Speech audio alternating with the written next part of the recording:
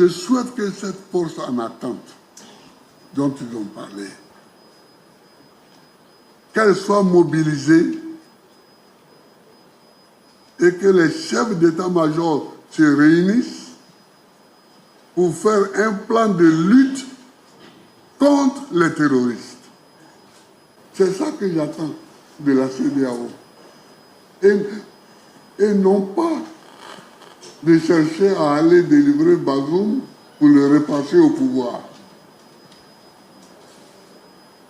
Bazoum, on peut le libérer par la parole, par la négociation.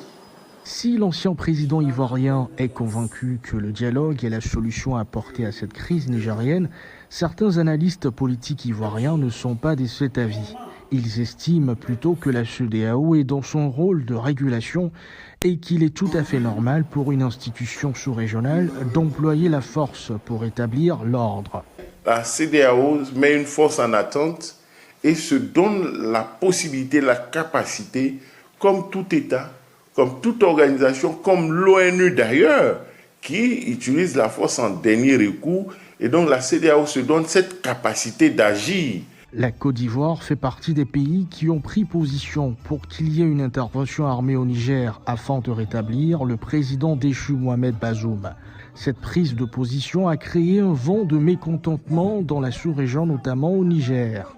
Plusieurs manifestations ont d'ailleurs éclaté dans le pays pour soutenir la junte militaire au pouvoir. Ange Bijounomignon pour VOA Afrique, Abidjan.